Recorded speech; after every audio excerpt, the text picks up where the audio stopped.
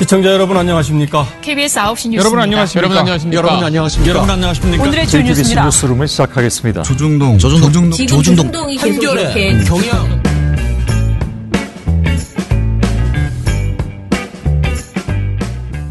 민원연의 미디어 탈곡기 354화를 시작하겠습니다. 예, 안녕하세요.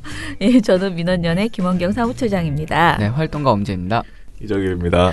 어제 제가 저희 방송을 하고 나서 댓글을 잠깐 좀 봤거든요. 이따 댓글 시간에도 소개하겠지만은 못 보던 분들이 조금 들어왔어요. 아마도 저희 캠프에 오셨던 분들 아닐까요? 네, 저는 100% 그렇게 생각합니다. 그렇죠. 저는 누군지 특정할 수 있을 것 같아요. 아, 그렇습니까? 네, 예. 네. 그래서 앞으로 우리에게 그 4대 천왕, 그 댓글 4대 천왕이 있거든요.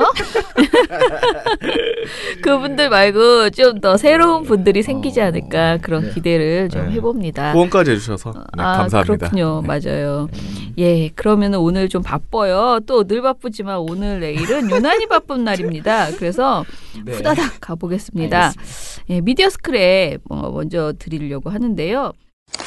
PD저널의 기사예요. 시청자 인권 감수성 못 따라가는 방심이라는 제목의 김혜인 기자 기사인데, 사실은 이 기사를 쓰기 전에 저에게 전화를 해서 민원연에서 이제 심의를 냈다가 기각당한 사례들 중에서 뭐 좀 좋은 거 없냐라고 이제 물어봤는데요. 이게 저희가 이제 그걸 하기 전에, 그러니까 포럼을 하기 전에 물어봤어요. 그래서 안 가르쳐 주지 제가 그러면서 포럼 끝나면 우리도 뭔가 포럼 때 짠하고 내놔야지 미리 기사로 다 나가면 좀 안 되지 않냐. 그래서 포럼 끝나고 하던가 아니면 포럼을 취재해 오세요. 제가 그랬었거든요. 근데 이제 김혜인 기자가 확보했던 건 바로 이 내용이었나 봅니다. 지난 5월에 어떤 분이요, 개인이 샤이니 멤버 고 종현의 생전 마지막 모습이 담긴 CCTV를 내보낸 한 연예정보 프로그램을 심의해달라는 민원을 냈었는데요. 기각 통보를 받았다고 합니다. 방심위는 이 개인 A씨의 문제가 있다고 본 프로그램에 대해서 방송심의 규정을 적용하기 어렵다고 판단했고요. 이렇게 써 있었나 봐요. 사건, 사고 보도에 통상적으로 관련 CCTV가 함께 방송되는 점 등을 고려할 때 심의 규정을 적용해 제재하기에는 무리가 있다. 이렇게 써서 보내왔다고 합니다. 이 A씨 말은 이 프로그램의 내용이 과연 국민의 알 권리와 관련이 있는 것인지, 유가족이나 소속사에 먼저 동의를 구할 수는 없었는지 납득이 안 간다라고 이렇게 말을 했대요. 자, 그런데 이런 식의 그러니까 뭐 통상적이다. 과거에 이런 게 많았다. 타 방송에도, 타 보도에도, 그러니까 방송 말고 다른 인터넷 언론 등에서도 이런 비슷한 보도가 많다 등의 이유로 기각되는 사례가 굉장히 많습니다. 저희의 경우에도 이번에 많이 나왔죠. 그리고 이 기사에서는요, 올 상반기 언론중재위원회가 언론사에 내린 시정권고 3건 중 1건은 성폭력 가해자의 행위 묘사, 피해자 신원 공개 등 미투 관련 보도였다. 전년도 상반기 27건 보다 10배 가까이 늘어난 수치다라고 하면서 미투 운동가 2차 가해자로 지목받은 그 언론 보도의 문제점들이 이제 많았다라고 이야기를 했고요. 민원연 보고서도 얘기를 했네요. 안희정 지사 관련된 민원연의 이 심의들이 대부분 이제 우리가 이거는 보고서를 전에 발표를 했어요. 모두 기각 결정을 받았죠. 그것에 대해서 배나은 활동가 인터뷰를 실어서 해당 보도들이 나온 직후 여성가족부와 기자협회가 문제가 있는 성폭력 사건 보도로 뽑았는데도 방심위가 기각을 했다라고 이 문제점을 지적을 했습니다. 자, 그래서 아무튼 전체적으로 봤을 때 방심위는요, 이 사회의 변화를 따라가지 못하고요. 과거의 판례에 의존하거나 너무 안이하게 지금 자기들 마음대로 심의 규정을, 특히 이게 사무처에서 결정하는 거다 보니까 기각은 이렇게 하고 있다라는 지적이 나오고 있고요. 하나만 더 말씀드리면 그 시신이송, 노회찬 의원 시신이송 생중계, 이거에 대해서 이제 심영섭 위원이 지금 이제 적용 조항이 부적절하다라고 이야기를 했잖아요. 그러니까 품위 유지 조항을 적용하기 힘들다라는 얘기를 이제 지적을 했는데요. 아, 진짜 힘드네요. 네. 아, 힘들다, 힘들어. 저는 이게 왜 적용하기 힘든지 이해가 안 가요. 그러니까 제가 말한 그 전참시를 어묵과 그 세월호를 연결시킨 것이 사실 어떤 조항으로 적용할 수 있겠어요. 그러니까 그게 무슨 사건 사고 보도도 안 되고 인권 침해도 안 되고 아무것도 안 되는데 품위유지 조항 5호를 이제 한 거거든요. 그게 저는 좀 나름 그 심의의 신의 한 수였다. 그러니까 그 심의를 세게 주고 싶은 방심위의 생각이 있었어요. 기본적으로 MBC를 세게 주겠다. 그런 뭐 어떠한 이유에서인지 뭐 세월호에 대한 워낙 그 보도가 나빴으니까 그렇긴 하지만 다른 보도에 비해서 좀 열심히 조항을 찾아서 그것을 적용했어요. 네. 그렇다면 노회찬 시신 이송 생중계도요. 사실은 똑같거든요. 이게 뭐 꼭 자살 보도 가이드라인 어겼다 뭐 이런 것을 떠나서 이것은 명백하게 품위 유지를 그렇죠. 어겼다라고 말할 수 있어요. 근데 이걸 적용하기가 이상하다, 안 된다, 부적절하다라고 하면서 마치 조항이 없어서 뭔가 좀 하기가 어렵다라는 식으로 그렇게 이야기가 나간 것은 좀 문제가 있다. 제가 이 이야기를 꼭 했어요. 이거 그러니까 기각의 문제가 아니고 심의에 올라가도 참 관문이 많다라는 점을 저희가 지적을 했습니다. 아무튼 인권 관련 조항 저는 지금 그래서 아무튼 심영섭위원회 말은 그렇게 했지만 결론은 뭐냐면요. 방송심의 규정을 좀 개정해야 된다는 게 심영섭위원회 주장이었어요. 이제 미비 조항이 많다라는 건데 저도 이 부분에 대해서는 동의를 하는 게 자살보도 가이드라인이나 미투 관련된 내용이나 우리가 말하는 여러 가지 인권보도 준칙에 있는 주요한 내용들 중에서 이제 이거는 그냥 권고 수준이 아니고 어기면 제재를 가해야 되는 수준으로 올려야 되는 그런 내용들이 있어요. 그런 것들은 심의 규정에 적용이 됐으면 좋겠는데 그걸 개선하는 것은 필요하다라고 생각하고요. 그러나 아무리 규정이 세져도 이 방심위원들과 방심위 사무처 직원들이 계속 판례 중심으로만 과거에는 이런 게 다 문제 없음이 되었으니 이번에도 문제 없다라고 우기는 이런 심의에서 벗어나지 않는다면 개정 자체도 아마 불가능할 것이고요. 그렇죠.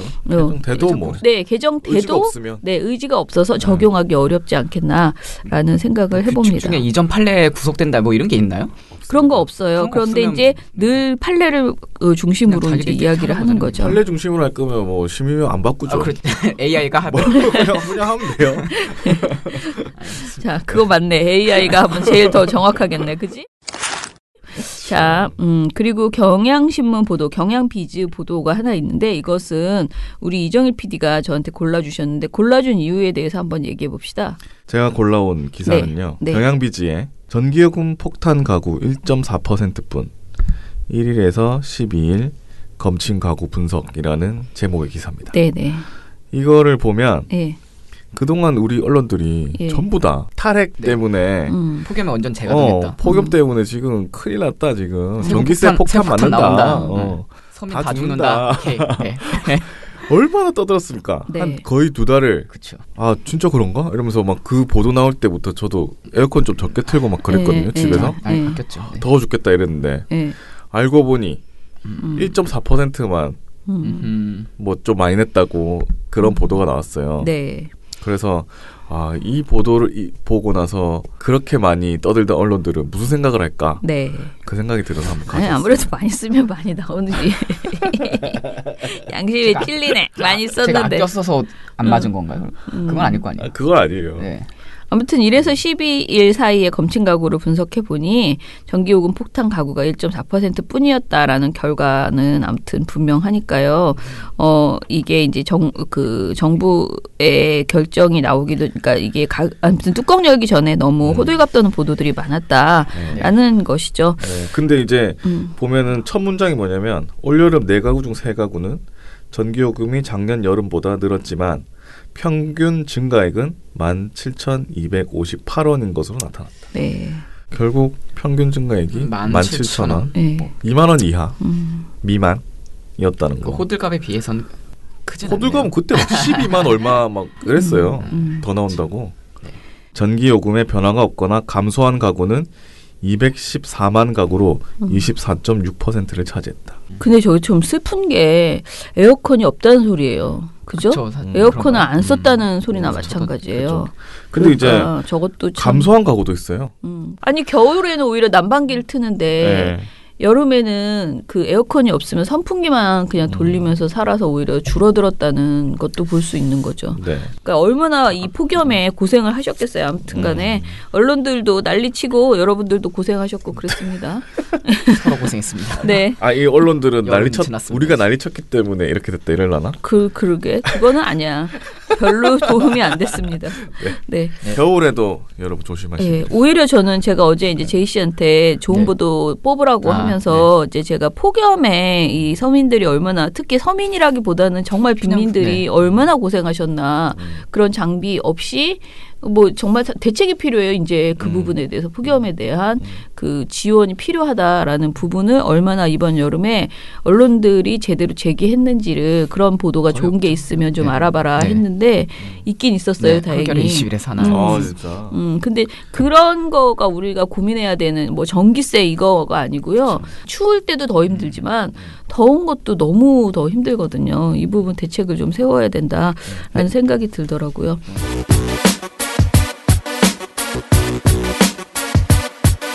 독일의 물리학자 알버트 아인슈타인은 이렇게 말했습니다. 세상은 악을 행하는 자들 때문에 파괴되는 것이 아니라 악을 보고도 아무것도 하지 않는 사람들 때문에 파괴될 것이다. 악을 행하는 언론을 보고 가만히 있지 않는 민주언론 시민연합의 회원이 되어주세요. 세상이 변할 것입니다. 예, 그러면은 오늘 이제 신문 보도 해보겠습니다.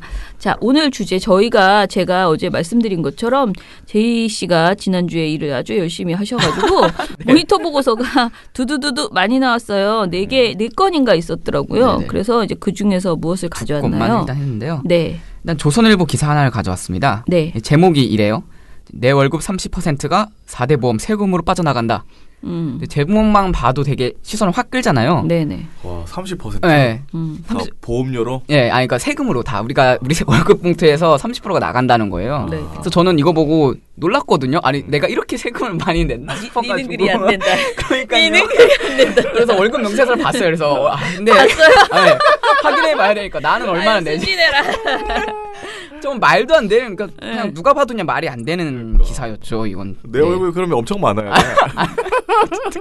아니 근데 이게 진짜 조선일보가 인포그래픽이나 이 그림이 너무 귀여운 네. 게 그림도 너무 웃기더라고요. 네. 이거 보여줄 수가 없어서 진짜 아쉬운데. 진짜 너무 귀여운 넙대대 대한 아저씨가 깜짝 놀래가지고 자기 넥타이가 다 지폐로 돼 있는데 지폐가 잘려나가는 거를 30% 빠져나간다니까. 지폐가 뭉텅 잘려나가는 걸 되게 잘 보고 그렸어. 눈이 그림을. 땡그레져가지고 얼굴도 새빨간색으로 넣어놨거든요. 이게 그러니까요. 흑백이라서 잘 안 보이긴 네. 하는데. 나중에 한번 진짜 찾아보십시오. 정말 잘했어요. 역시 조선일보는 정말 대단하다. 인정합니다. 이 부분에 진짜 있어서 대단하다. 선전선동의 대가입니다. 대가. 그 딱 그림만 봐도 큰일 났다. 진짜 어떡하지? 나도 열받네 막 이런 생각. 월급에- 어떻게 내 넥타이가 이렇게 싹둑 잘라? 내 월급 30%가 어디로 가는 거야 도대체? 네. 자, 그러면 이제 우리가 알아야 될 것은 이제 조선일보 주장의 근거가 뭔지를 좀 네. 찾아봅시다. 이렇게 얘기해요. 기획재정부에 따르면 우리 국민의 조세 부담률은 올해 19.2%에서 내년 20.3%로 오를 전망이다. 여기에 내년 사회보험료율 9.8%를 더하면 국민들이 수입의 30.1%를 세금과 사회보험료로 내는 셈이다 라고 말해요. 근데 나는 이 조세 부담률하고 그쵸. 사회 보험료를 그쵸. 이걸 뭔지 모르겠는데. 그렇죠. 설명 안 해주죠. 예, 네. 일단은 조세 부담률은 우리가 알아야 되는데, 네. 그러니까 일단 조세 부담률 20% 이거는 이제 확실하게 있는 거예요 지금. 그렇죠. 근데 이제 지금 올해는 19.2%였는데 내년에는 20.3%로 오른다는 것이죠. 네, 조세 전망. 부담률은. 예. 그리고 사회보험 부담률이 9.8%인데 오를 거라는 예. 얘기죠. 이것도. 그러니까 이것도 오른다는 거죠. 네네. 기존보다 좀 8.5% 올라요. 예, 정도인데, 그렇게 네. 오른다는 거예요. 그래서 두 개를 더해서 30.1%를 부담할 것이다. 우리가 그래서 아까 말한 조선일보에서 제목이. 내 월급의 30%가 빠져나간다. 이게 네. 이 표현이거든요. 네. 그런데 조세 부담률이 뭔지 그리고 지금 왜 얘네가 이런 계산을 뽑아냈는지에 대해서도 좀 얘기를 해봐야 될 것 네. 같아요. 일단 이제 결론부터 말씀드리자면 너무나도 당연하지만 이 조세 부담률이 네. 우리 개개인이 내는 세금의 부담률을 의미하지 않아요. 당연히. 네. 아 그래요? 당연하지 않겠습니까? 20%라고 내가 20%를 내지 않는데 근데 이게 뭐냐면 이 국회 예산 정책처에 따르면 이 조세 부담률은 조세 수입이 그 나라 경제에서 차지하는 비율을 그냥 나타내는 표예요. 그래서 계산식이 어떻게 들어가냐면 분모에는 우리나라 GDP가 들어가요. 그리고 분자에는 국세와 지방세가 들어가요. 그래서 GDP 대비 국세와 지방세가 얼마나 거치는지를 나타내는 표인데 계산인데 이 국세 안에는 우리가 내는 그 소득세 우리 소득세 내니까 그리고 지방세 좀 내니까 이것뿐만 아니라 막 삼성, 현대가 내는 법인세 그리고 뭐 부동산 부자들이 거래하다가 내는 양도소득세, 뭐 상속세 이게 다 들어가는 거예요 그 국세 안에. 네. 결론적으로 나와 그렇게 가까운 세금들이 아닌 게 되는 거죠. 네. 아니 돈 많은 사람들은 뭐 맞는 거 그렇죠. 같은데. 그렇죠. 우리 뭐 크게 부동산 거래하신 분들한테는 굉장히 많이 나가겠죠. 월급에 비해서 그런 것들입니다. 예. 네. 그런데 이제 왜 얘네가 이렇게 이걸 9.8% 사회보험 부담률을 더해서 이거를 계산했는지도 좀 얘기를 해볼까요? 네, 이제 여기서 이제 국민 부담률이라는 개념이 또 필요해요. 네. 조선일보는 언급조차 안 했는데 네. 이 조세 부담률에서 우리가 사회보험 부담률, 그러니까 우리가 4대 보험 있잖아요. 국민연금, 뭐 건강보험 내는 그 부담률을 더한 숫자가 이제 국민 부담률이에요. 그래서 조선일보 설명은 이 조세 부담률 2.4% 그리고 우리가 지금 4대 보험을 8.5% 정도 내거든요. 근데 그거 다 더해가지고 30% 정도 될 거다 이렇게 주장을 하고 있는 거죠. 그러니까 이제 국민 부담률이라는 개념을 얘네가 차용해서 말은 그렇죠. 하지 않았지만 국민 부담률이 이제 계산을 해보면 30.1%가 나올 가능성이 있는 거예요. 왜냐하면 지금 이들이 말하는 것은 전부 다 오른다면 그 오르는 것이 아직 확정된 것이 아니고요. 오를 것을 미리 이제 예상치를 해서 내년에 30.1% 부담하게 될 것이다 국민들이 라는 주장을 하는 건데요. 그런데 문제는 이게 각 개인이 부담하는 세금의 양을 당연히 이거 왜냐면 모든 국민이 네. 다 어떤 경제 사정에 따라서 다르게 하잖아요. 우리처럼 월급을 적게 받는 사람들은 딱히 부동산도 없고 네. 우리는 별로 이렇게 거의 세금을 세금 내지 안 낸다? 않습니다. 예. 그리고 조금 내더라도 막 환급 받고 뭐 여러 가지 방법으로 그렇죠. 뭐 부모님을 모시네 어쩌네 뭐 돈이 없네 이래가지고 환급을 받습니다. 그러나 또 이제 어느 정도 버는 사람 뭐 연봉이 괜찮은 사람들은요 꽤 많이 내기도 해요 실제로.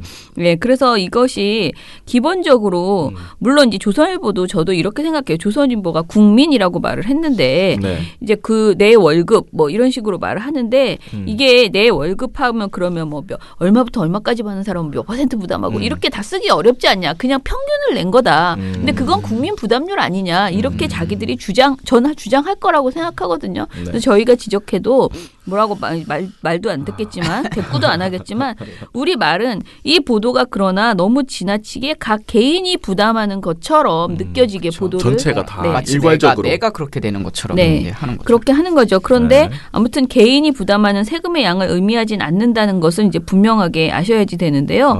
이것에 대해서 통계청 설명을 좀 짚어주세요. 통계청에서도 각 개인의 조세 부담률은 각자의 소득 수준, 소비 행태, 재산 보유 상황 등에 따라 달라질 것이라고 이렇게 설명을 해서요. 예. 친절하게. 예. 당연하죠. 뭐. 아주 이렇게 상식적인 얘기를 이제 조선일보가 억지로 네. 부리는 거죠. 그러면 이제 조세 부담률이 20%인데 조선일보가 말하는 30%가 나온 것은 이 국민 부담률 말했던. 때문이었다고 우리가 네. 얘기를 했고요.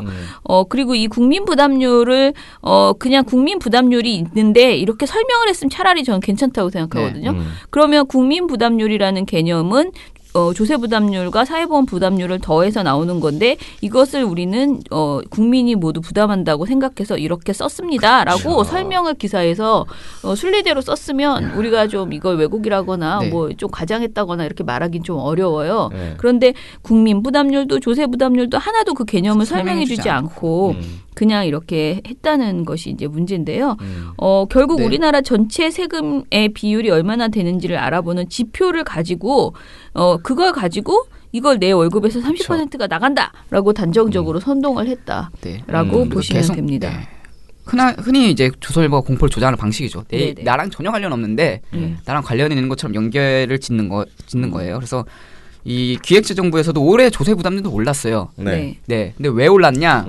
법인세와 양도소득세가 늘었다고 해요. 그 세수가 더 거친 거예요. 네네. 그래서 조세 부담률이 올랐는데 법인세하고 양도소득세 늘어난 거는 뭐 나랑 완전 일도 관련이 없거든요. 저는 일단 부동산이 없기 때문에. 너와 관련이 없는 거고. 부동산 있는 분들하고 대부분의 사람들이 관련이 없을 거라고 생각합니다. 우리 이 월급쟁이들 그렇죠. 상관이 그치, 없죠. 많은 그렇죠. 서민들과는 관련 없죠. 그죠? 그렇죠. 많은 서민들과 관련이 있고. 양도소득세는 부동산. 일단 그다음에 거래를 해야 되니까. 법인세는 기업에서 내는 네. 세금. 그런데 이제 그거를 뭉뚱그렸고 또 한국일보에서도 이런 기사를 냈어요. 올해 조세 부담률 20% 돌파 전망에서 문재인 정부 출범 이후 고소득층과 대기업을 상대로 한 증세 조치에 따라 세수 풍년이 지속된 게 가장 큰 배경이라고 이제 조세 부담 인상 원인을 밝혔거든요. 이것도 나랑 좀 크게 관련이 없죠. 우리 고소득층이 아니니까요. 고소득층은 그런데 그리고 고소득층은 그럴 수 얼마부터예요?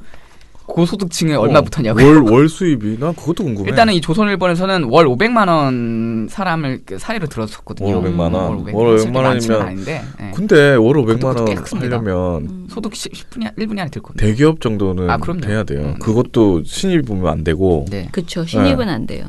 2만 원 훨씬 더 많이 벌겠지만. 네. 좀 근데 이거 가지고 우리 마치 월급 통장에 30% 강탈하는 것처럼 이제 기사를 쓴. 우리나라 기업의 90% 넘게가 중소기업인데. 그럼요.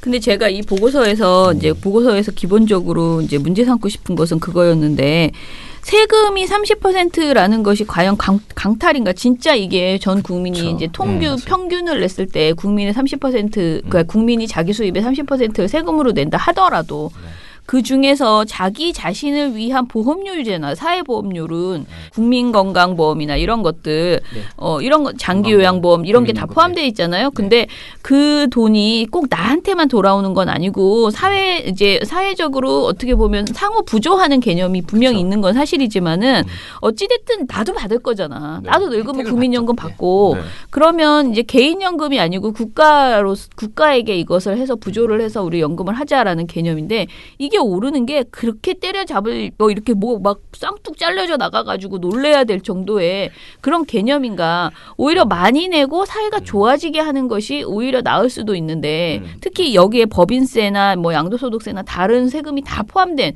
그냥 단순히 나의 어떤 내 월급에 대한 세금만 얘기하는 게 아님에도 불구하고 이렇게 굉장히 놀래는 이런 개념으로 이제 기사를 썼다는 것 자체가 그 자체가 좀 우스꽝스러운 거예요. 우리가 이걸 방어할 때 30% 아니야라고 방어할 게 아니고 30%면 어때서라고 방어해야 된다는 생각이 이 기본적으로 이 보고서를 그러니까 이 보고서가 아니고 이 기사를 보면서 내가 든 생각인 거예요. 그죠? 그러니까 왜 놀래니 너 이렇게 말해야 되는 거지. 30%안 나가라고 말하는 게 아니고 저는 더 나가서 우리 사회가 진짜 필요한 복지 부분이나 이런 거에 써야 되는 거잖아요. 그러니까 세수로 올리지 않고 어떻게 복지가 가능하고 사회 어떤 투자를 할 수 있겠어요. 같이 살 수 있는 정말 우리가 계속 말하는 같이 먹고 살자라고 하는 그 주장에 의하면 이 정부가 해야 될 일을 생각하면 세수는 오히려 오르는 게 당연한 것이고 그래서 이 한국일보에서 아까 보도한 그 문재인 정부 출범 이후 고소득층과 대기업을 상대로 한 증세 조치에 따라서 세수 풍년이 지속된 것은 칭찬받아야 될 일이라는 거죠. 이걸 가지고 30% 강탈? 이런 식의 개념으로 말하면 안 되는 일이라는 거죠. 저는 그것도 궁금한 게 그래 조선일보 30%가 했으니까 그래 알겠는데 그럼 그전에는 얼마였어요? 0%였어요? 아니죠. 아니잖아. 그러니까 10% 후반대를 유지하고 있었죠. 그러니까 20% 후반대하고 30% 몇 프로 차이 나냐? 0.9%인가 오른 거야. 그러니까 19.2에서 20.3%로 올라가는 거예요. 이거 아니 가지고. 그러면 그 전부터 그렇게 얘기를 하든가. 그러니까. 나는 그 전에는 29%가 잘렸다. 이런 논리를 놓자 보도가 나왔느냐? 안 나왔다. 얼굴 좀 덜 빨갛게 넣고. 세계적인 기준을 봐도 이게 낮은 수준이라고 해요. 그러니까요. OECD 국가 기준으로 보면 평균 조세 부담률이 25%예요. 근데 우리나라는 지금 아까 조선일보 말대로 해도 20.1% 그 평균에 낮은 못 미치는 수준이긴 하죠. 더 올라야 되긴 하는데 근데 저는 이제 그 부분 지적도 그렇게 생각을 했었는데 일단 얘네 거짓말을 한 거거든요. 일단 그렇죠. 우리가 지금 30%가 정말 이 내가 세금 부담하는 양이 30%인 이후에 그런 논의도 필요하다고 생각하는데 지금 일단 아닌데도 마치 그런 것처럼 얘기한 걸 일단 지적을 했고 이거는 진짜 만약에 그것도 그 부분도 녹여내고 싶었는데 근데 이 사회보험료율이 우리가 너무 낮다. 그러니까 사회보험료율뿐만 아니고 이 조세부담률 전체가 너무 낮다라는 지적이 아까 말한 OECD 평균으로 봤을 때 굉장히 낮다라는 지적이 진짜 여러 차례 있었어요. 그런데도 얘네는 그 동의할 수 없는 거지. 우리는 계속 낮았으면 좋겠어. 그런 거지. 우리는 많이 내고 있어. 그런 거죠. 자, 그런데다가 이 사회보험료율 인상이라는 것이 아직 확정된 게 아니라는 게 중요해요. 그러니까 이 30.1%가 빠져나간다. 물음표가 아니고 빠져나간다라고 써 있으려면 실제로 그래요. 그 전제에서 반드시 사회보험료율이 올라야지 되는 것인데 그것이 아직 오르지 않았다는 거죠. 그리고 확정되지도 않았어요. 퍼센트도. 요거에 대해서 좀 설명해 주세요. 그러니까 뭐 조선일보는 이렇게 얘기해요. 건강보험료율은 올해 6.24에서 내년 6.46으로 오를 예정이고 국민연금 보험료는 현행 9%에서 11%로 오르고 고용보험은 1.3에서 1.6% 올리는 내용이 뭐 준비하고 있다라고 이렇게 설명해요. 그래서 다 합쳐서 그게 이제 아까 말한 9.1%가 된다는 이야기죠. 근데 이 설명을 9.8%요? 정말 주절주절 되게 네. 앞부분에서 길게 하더라고요. 네네. 그래서 왜 이렇게 서설이 긴가? 그랬더니 알고 보니 그래서 이걸 다 합쳐 보니 이제 내년에 오를 것이다. 그래서 이 30.1%가 나온다. 이게 설명을 네. 한 거죠. 네. 근데 사실 8.5에서 9.8, 1.3% 정도 오르는 거예요. 이렇게 막 길게 막 어tom하게 썼지만. 아니 네. 이거 매년 오르는 거 아니에요? 그렇죠. 심지어 매년 오릅니다. 매년 건강보험 원래 매년 오르고 국민연금도 이제 뭐 사회적 논의가 시작되고 있는 거고. 그리고 자신들도 네. 고용보험, 건강보험 이거는 원래 인상 계획이 있었다라고 얘기를 하거든요. 그러니까 참 트집 잡기는 어려워요. 그러니까 이 기사들의 그 기본적인 것은 내용에 있어서 막 크게 거짓말했다고 저는 보여지지 않아요. 그런데 문제는 내용 하나하나는 다 사실인데 그것을 이렇게 덩어리를 만들어서 그림과 제목과 그렇죠. 이런 거에서 내용에서. 이미지로 뭔가 우리가 크게 당하고 있는 것 같은 폭탄 맞은 것처럼. 네. 그런 이미지를 만들어냈다는 아니 이거 게. 근데 수치를 보니까 좀 화가 나네요. 왜 화가 납니까? 아니 건강보험료율은 올해 6.24%에서 6.46%로 네, 0.22%. 0.18, 네네. 0.1% 올라요. 아, 네네. 건강보험료는. 네. 국민연금 보험료는 2% 오르고 네. 9%에서 11%로. 네. 그다음에 고용보험의 실업급여 보험료율 1.3%에서 1.6, 0.3% 올라요. 네, 그쵸, 네, 그쵸, 맞아요. 그쵸. 얼마 안 오르는 거예요, 사실. 근데 이거를 가지고 그러니까 얼마 안 오르는 게 중요한 아니라 내가 그 정도의 혜택을 받는다면 전 더 낼 수 있거든요. 그리고 내면 되는 거 아니에요. 나중에 돌아오른다는 그 기대를 물가 가지고. 상승분에도 못 미치는 네, 못 미쳐요 이번에는. 그러니까 그런 걸 가지고 다 합쳐가지고 좀 막 진짜 열심히 계산해가지고 지금 30.1%가 나왔다는 거잖아. 중요한 거는. 저는 네네. 모아서 네. 영혼까지 끌어모았고. 그리고 이제 이런 기사가 요즘에 조선일보가 계속 경제 망국론을 밀어붙이잖아요. 소득 주도 성장 때문에 지금 파탄이 났고, 근데 정부는 생색 내려고 세금으로 이제 떼우려고 한다. 근데 그 세금이 바로 우리 서민들 주머니에서 나온다. 요 논리를 완성하기 위해서 이제 이런 과도한 제목을 뽑지 않았나. 네. 이런 생각이 듭니다. 예. 제가 되게 좋다고 요즘 생각했던 그 어떤 보도가 아니고 방송이 하나 있었는데 TVN에서 해놓은 방송인데 TVN. 거기에서 외계통신이라고 제가 요즘 그거 좀 모니터 나중에 해보라고 한 게 있어요. 자 그거를 보면요. 거기에 이제 그 우리나라의 부유세라고 이제 말하는 그 세금에 대해서 막 얘기를 해요. 그래서 이제 보유세지 보유세, 네네. 부유세가 아니고 보유세에 보유세. 대해서 이제 얘기하는 방송이 하루 있었는데 정말 좋았던 게 물론 저는 그런 내용을 대략은 알고 있죠 우리가. 그런데 이제 그 우리나라 보유세가 과연 높은 것이냐 거기 이제 되게 많은 외국인들이 나와요. 뭐 독일 사람, 미국 사람, 중국 사람, 뭐 일본 사람 막 다양하게 나오는데 각 자기네 나라는 이렇다 저렇다 막 이런 얘기들을 하다가 취재를 가가지고 그 미국에 자기네는 굉장히 높은 보유세를 내고 있다. 집을 가지고 있으면 40%인가가 계속 세금을 내더라고요. 그런데 수입의 40%를 다 40%요? 보유세를 내. 꽤네요.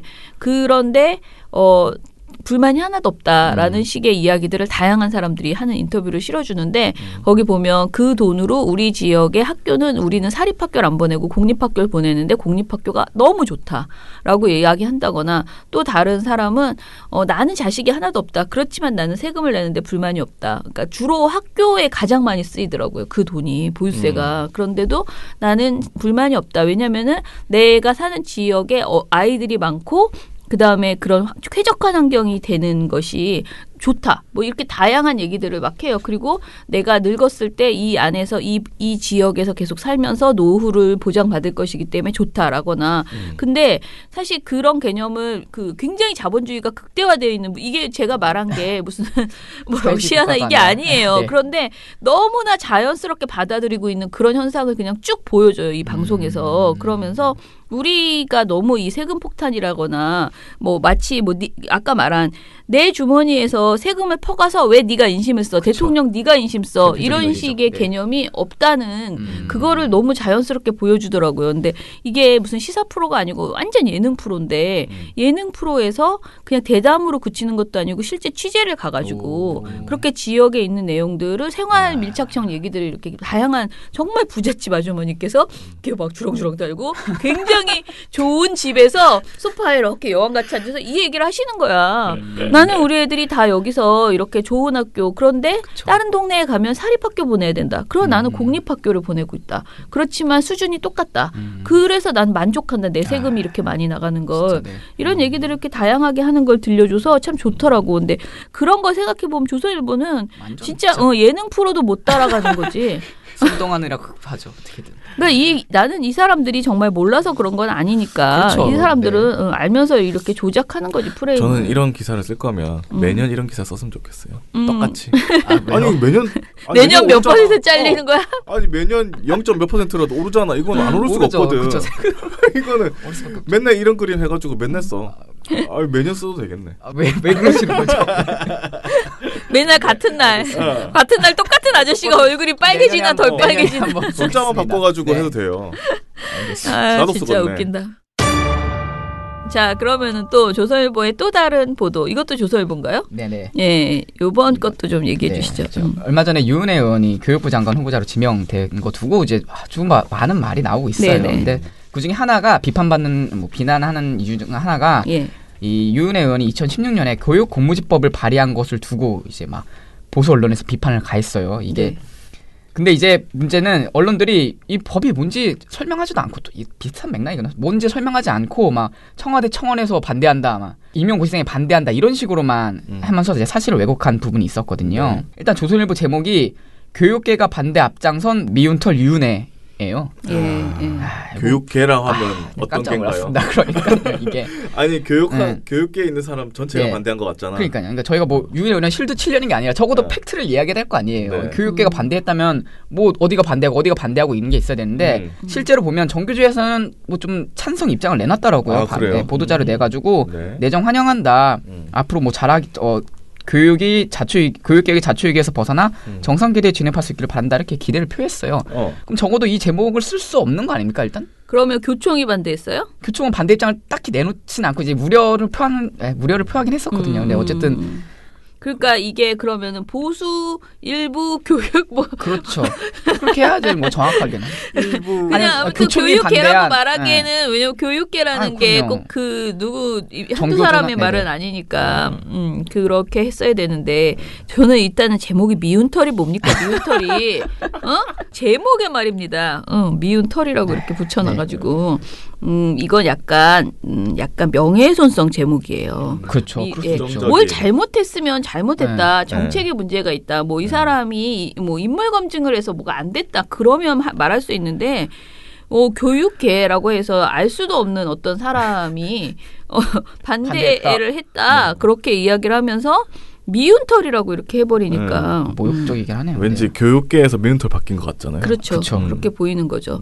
자, 그래서 아무튼 제목부터가 좀 왜곡이 들어있고 일단은 그러니까 과장이 들어있는 거지. 과장이 들어있고 그리고 명예훼손성 그런 제목이었다라는 것인데요. 자, 그러면은 내용에서 하나하나 주장을 해보죠. 일단은 네. 도대체 반대했던 사람이 누구예요? 일단은 예. 청와대 청원이에요. 예. 이렇게 조선일보가 얘기합니다. 청와대 국민청원 사이트에 올라온 유은혜 의원의 교육부 장관 후보 지명을 철회해달라는 청원에는 나흘 만에 4만 3천 명이 동의했다면서 이들이 유 의원의 장관 지명에 반대하는 가장 큰 이유는 유 의원이 2016년 대표 발의한 교육공무직법 제정안 때문이다. 법안 내용 중 사용자는 교육 공무 직원 중에서 교사 자격을 갖춘 직원은 교사로 채용하도록 노력해야 한다는 내용이 문제가 됐다. 임용고시생들과 교사 단체 등은 비정규직 직원을 정식 교사로 채용하면 힘들게 임용고시를 준비한 사람들은 뭐가 되느냐고 크게 반발했다고 이렇게 전합니다. 네. 그래서 사실 반발한 참 거예요. 이런 사안들 있잖아요. 네. 이 뭐 정규직과 비정규직, 네. 그다음에 우리는 고생해서 들어갔는데 우리는 그렇죠. 정말 교사가 되기 위해서 엄청 고생했는데 교사가 아닌 어떤 공무직, 비정규직. 공무직 그러니까 교육에도 공무직이 있는 거잖아요. 예. 네. 그런 분들을 교사로 채용하면 안 된다라고 하고 뭐 이런 이야기들은 사실 어느 조직에나 그런 진입 장벽에 대한 내가 어떻게 들어왔는데라는 고민들은 늘 있거든요. 그런데 아무튼 그 당시에 이런 유 의원이 그러니까 윤의 후보자가 의원 시절에 대표 발의를 했었다라는 그렇죠. 것인데요. 이 법안을 냈었고 이들 임용고시생들과 교육계가 반발하고 있다. 이거 자체는 사실인가요? 그 당시에는 실제로 반발을 했어요. 네. 2016년에. 그래서 막 블로그 가보니까 댓글 한 3,000개씩 달려있더라고요. 그래서 예. 막 이거 어떻게 비정규직을 교사로 채용하냐. 아까 말씀드렸듯이 난 열심히 노력했는데 그래서 교사 됐는데 왜 그러냐라고 했는데 문제는 아무도 이런 주장을 한 게 아니거든요. 그러니까 네. 학교 비정규직들이 나 교사시켜, 그러니까 학교 비정규직들이 누구시냐면 우리 학교에서 뭐 조리실이나 아니면 사서실에서 일하시는 분들이 있어요. 네네. 근데 그들이 정규직이 아니라 이제 비정규직으로 학교에서 교용하는 행정 쪽으로 그렇죠, 일하시는 행정 분들. 네. 그런 사람들이 나 국어교사 할래 이게 당연히 아닐 거잖아요. 그러니까 아니겠죠. 네 그분들은 내 처우 개선 좀 해주고 고용 안전을 바라는 그런 그런 요구를 해왔고. 이 교육공제법도 이제 그들의 처우 개선, 이제 고용 안전 보호해주는 법안인데 그런데 이제 오해가 생긴 거예요. 근데 그 이제 오해가 생긴 부분이 있거든요. 어떤 거냐면 그 교육공무직법 2조 4항에 보면은 이렇게 써 있어요. 사용자는 아까 말했듯이 교육공무직원 중에서 교사의 자격을 갖춘 직원은 관계법령을 준수해 교사로 채용하도록 노력해야 한다라고 돼 있어요. 이것만 읽어봐도 사실 교사 자격을 갖추면 뽑아주겠다는 거지 학교 비정규직 전부 다 교사를 채용하겠다는 게 아니었거든요. 그렇죠. 그렇죠. 그래서 근데 당시에 논란이 있었고 근데 유은혜 의원도 이제 해명을 했었거든요. 당시에. 그래서 이거 정규직으로 교사로 채용하려는 거 아니다. 본 법안이 통과되어도 교육 공무직은 국가공무원 신분이 되는 것도 아니다. 라고 이렇게 설명을 했습니다. 근데 한국교초는 현대판 음서제 정유라법이라고 표명을 했다고 하는데 어려운 말이네. 정유라법. 그러니까 나도 잘 모르겠네. 무슨 누가 백으로 그렇죠. 무슨 백으로 이렇게 학교 비정규직들이 막 뒷돈 받고 들어왔다 이런 얘기를 많이 하잖아요. 그쪽에서. 근데 이게 이 법안을 이제 교총이나 이제 자신들의 처우와 관련된 자신의 기득권을 지키고자 하시는 분들이 이 법안을 이렇게 단정적으로 홍보를 했을 것 같아요. 그래서 그쵸. 많은 이제 이걸 반대해줘야 돼. 안 그러면 비정규직들이 자격이 없는 사람들이 다 교사가 돼라고 이제 뭔가 딱 이렇게 뭐라 그러지 규정을 시켜줬을 것 같아요. 정리를. 그래서 많은 분들이 반대를 했을 것 같은데 아무튼 실제로 이렇게 할 생각은 없다. 없었죠. 이 법에서도 실제로 그런 교사의 자격을 갖춘 직원은 교사로 채용하도록 노력하여야 한다라는 정도이지 교사가 무조건 채용해야 된다라는 것은 아니기 때문에 채용하라 그래도 안 하는 우리나라의 이 상황에서 과연 학교에서 특히 사립학교 등에서 이것을 할까라는 생각도 사실 드네요. 그냥 이거는 이게 그 맥락이 좀 있거든요. 그러니까 이 2014년도에 대법원에서 학교 비정규직의 사용자는 교육감이라고 판결을 해요. 그러니까 교장이 아니라. 그래서 실제로 지금 대부분 학교 비정규직들은 교육감에서 이제 교육청에서 이제 고용을 하거든요. 근데 이게 교육청에서. 일괄된 법이 없다 보니까 조례로만 이게 운영이 돼요. 그래서 이 교육공무직이란 학교 비정규직을 교육공무직이라고 부르기도 하고 그냥 그런 명칭 없이 막 그냥 뭐 아줌마 이렇게 부르기도 한대요. 그게 없으니까. 그래서 이 사람들을 다 교육근무직이라고 정해서 국가에서 이제 안정적으로 체계를 마련해 주자라는 게 이 법안 취지거든요. 본 취지는. 근데 그 중에 부칙 중에 그 한 부분이 문제가 돼가지고 이렇게까지 논란이 된 거예요. 근데 유 의원이 2016년 12월에 블로그에 얘기를 한 걸 보면 교육공무원직이 교사가 되지 않습니다. 본 법안이 통과되어도 교육공무원직은 국가공무원 신분이 아닙니다.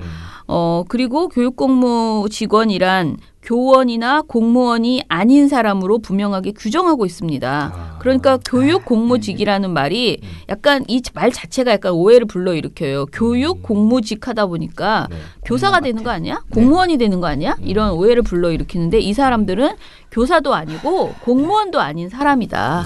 교육공무직은. 그렇게 이제 생각하고 오해를 불러일으킬 소지가 충분히 있어서 본 부칙을 삭제합니다. 라고 당시에 한 적이 있네요. 그리고 이제 노동시사지 참여와 혁신 여기에서 비정규직들이 이기적이라고라는 제목의 기사가 있었는데 여기에서 민주노총 교육공무직본부 배동산 정책국장은 해당 법안은 자격을 갖춘 사람에게 임용 절차를 밟아서 교사로 채용하도록 노력하라는 것이다. 부칙 문구 어디에도 특혜로 해석되는 부분이 없다라고 주장을 했습니다. 그러니까 교육 공무직 중에서 교사 자격을 갖춘 경우에만 교사로 채용하도록 노력하자는 선언적인 조항이었다. 그러니까 교육 공무직을 무조건 교사로 채용하라는 것은 아니다라는. 그러니까 어떻게 보면 유 의원은 좀 억울하게 당시에 강하게 비판을 받고 진짜 만약에 조선일보 주장대로 하면 당시에 억울하게 미운털이 박혀버리는 그런 거지. 네. 그런 일이 있었던 것 같아요. 네. 그렇죠. 그리고 네. 당시에 논란이 있었고 해명을 통해서 일단락을 했는데 조선일보가 이번에 다시 이것을 가져와서 시끄럽게 한 거죠. 재탕이에요. 똑같은 네. 말. 똑같이 유은 의원도 나 그거 아니다라고 해명을 했어요. 3일날에. 아, 네. 이은혜가 네. 나올 때마다 이 그러니까요. 이미 밝혔는데도 그런데 조선일보는 야 청와대 이런 거 나왔어. 막 이명구 시생이 그랬대. 이렇게 끌고 와서 갑자기 또 비난을 하는. 아, 청와대 채널이 새로워졌구나. 그쵸. 그 내용이 들어가 있는 거죠. 네. 새롭게 들어갔구나.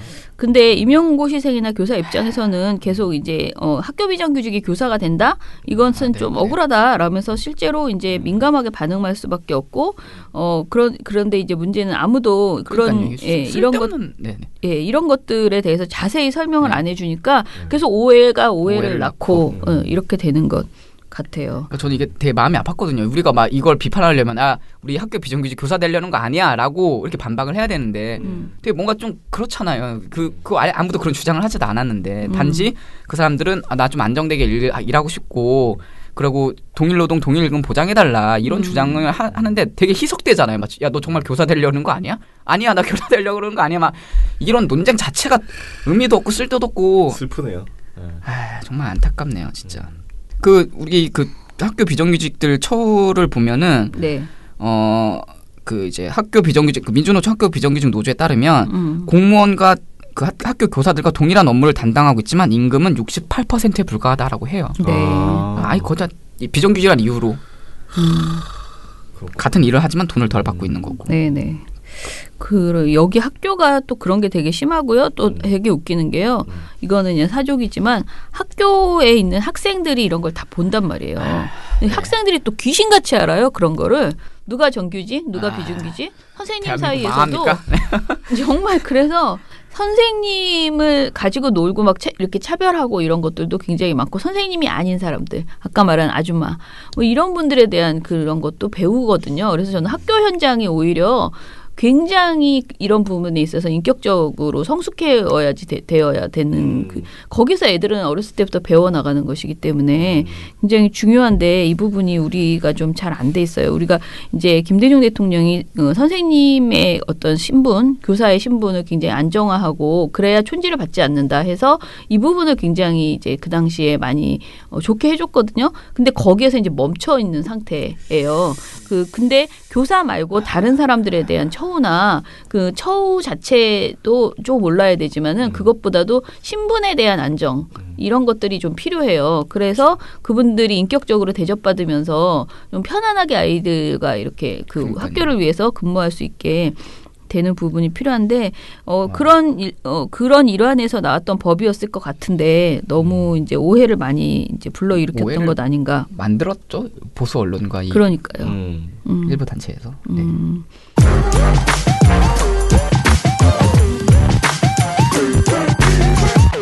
애들아빠님께서 댓글을 3개씩 남겨주셨어요. 다 읽어볼게요. 언론 대부 조선일보 이 창간편에 죄송합니다.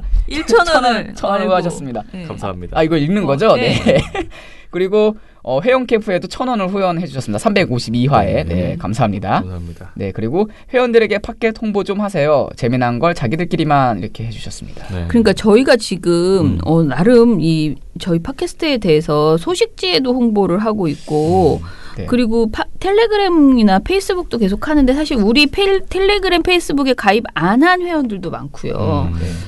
그리고 소식지도 드려도 안 보는 분도 있는 것 같고 그래서 어떻게 해서든 우리가 이 미드 탈곡기 자체로 홍보를 하긴 해야 된다라는 생각을 반성을 하게 됩니다. 제가 회원 캠프에서 들은 얘기는 문자라도 보내라. 매일? 그렇게, 아니 매일은 아니겠지만 문자라도 가끔가다? 보내서 이런 게 있다는 거를 좀 회원한테 알려달라. 하시지 않았나요? 문자 한 번도 안 보냈어요. 문자로도 안 한 것 보내보죠, 같긴 뭐. 한데. 예. 자, 지연 엄마, 민원연 분들 물론 바쁘신 건 알지만 민원연 홍보를 좀 하셨으면 좋겠어요. 방송도 출연 많이 하시고 여기저기 홍보도 좀 하셔야 할 듯 주위에 물어보니 민원연을 모르시더라고요. 어떻게 모르는 분이 이렇게 많을 줄 몰랐어요.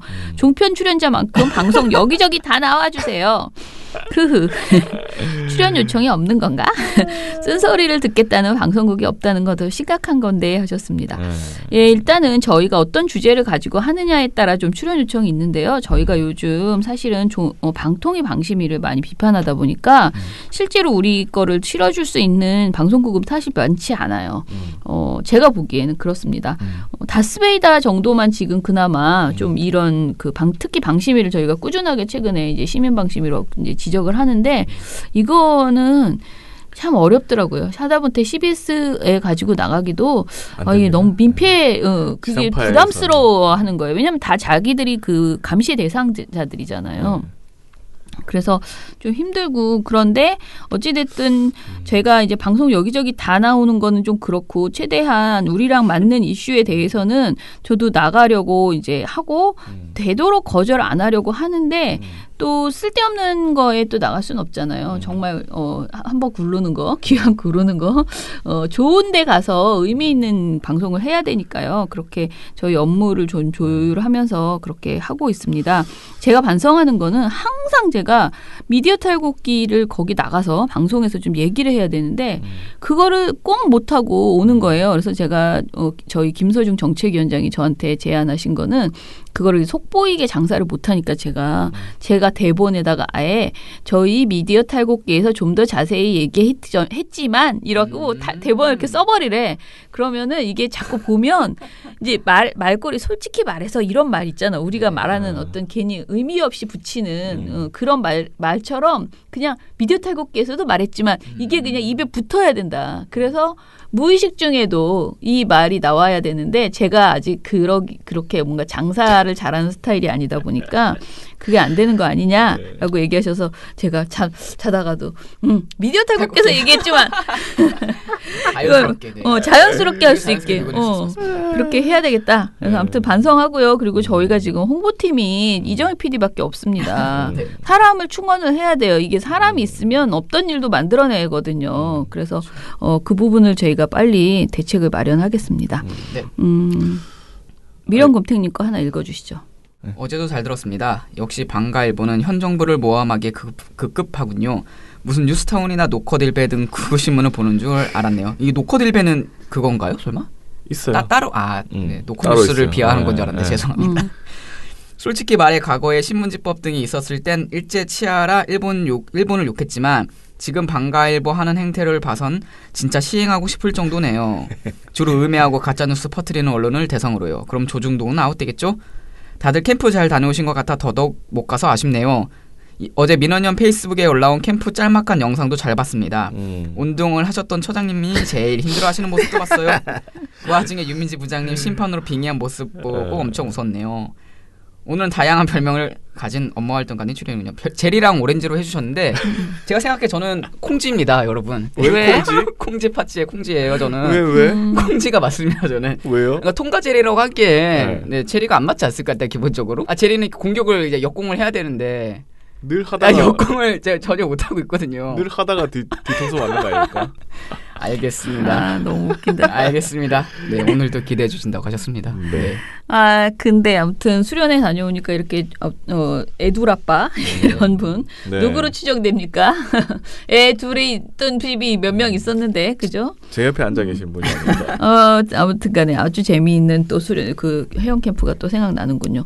자, 그러면 오늘 방송 이것으로 마무리하고요. 내일은 봉우 씨와 같이 종편도 있고요. 여러 가지 지금 시방의 안건도 나왔고 해서 전해드리도록 하겠습니다. 네. 그리고 저희가 사실은 이제 이제 이정희 PD도 휴가를 가야 돼요. 우리가 지금 모든 그러니까 회원 캠프가 저희가 1박 2일로 갔다 왔잖아요. 네. 그래서 모든 전 활동가한테 1.5일의 대체 휴가를 지금 줬거든요. 그래서 우리 호시탐탐 지금 휴가를 조금씩 쓰고 있는데 이정희 PD도 휴가를 가야 됩니다. 그래서 하루는 저희가 다른 방송으로 대체를 해서 이렇게 터는 거 말고요. 대안을 마련해 놓겠습니다. 여러분들도 심심하지 않게. 대안은 예고를 잠깐 드리면 그 미나년 포럼 네. 네, 기각 특집했던 포럼을 괜찮 네. 재밌었죠. 그 녹음을 했었거든요. 네. 그래가지고 제가 편집을 하고 있는데 네. 나갈 것 같습니다. 네. 그렇게 해서 여러분 그 좀 들려드리고 좀 길대요. 네, 좀 자르세요. 아무튼 포럼으로 대체를 하고요. 저희가 목요일 날은 이정일 PD 휴가를 가시기 때문에 포럼을 대체한 다른 내용을 전해드릴게요. 그러려면 내일 저희가 이봉활동가하고 제가 막 합쳐가지고 많이 털어야 될 것 같습니다. 예, 내일 방송에서 찾아뵐게요. 민원연의 미디어 탈곡기는 내일도 열심히 털어드리겠습니다. 탈탈탈. 안녕. 네, 오늘 뉴스데스크 마치겠습니다. 청년에게 시청해주신 꿈과 여러분 희망을 채널 A가 고맙습니다. 함께합니다. 시청해주셔서 KBS 뉴스 오늘 순서 모두 마치겠습니다. SBS는 앞으로도 내일 끝까지 뵙겠습니다. 파헤치겠습니다. 고맙습니다. 오늘 뉴스타임 8시 모두 뉴스 마치겠습니다. 여기서 마치겠습니다. 시청해주셔서 고맙습니다. 뉴스팔 여기서 마치겠습니다. 저희들은 내일도 함께해 주시죠. 최선을 다하겠습니다. 여러분 고맙습니다. 탈탈탈. 안녕. 우리 아빠는 슈퍼맨이에요. 종편 막말 패널들도 퇴출시켰고요. 보도지침 책도 만들었고요. KBS, MBC 적폐의 사진도 퇴출시켰고요. 언론교육도 하고요. 매일매일 방송과 신문을 감시해요. 너희 아버지 뭐 하시는데? 민한년 후원해요. 언론을 정상화시키는 확실한 길. 한 달에 10,000원 민원연 후원으로 가능합니다.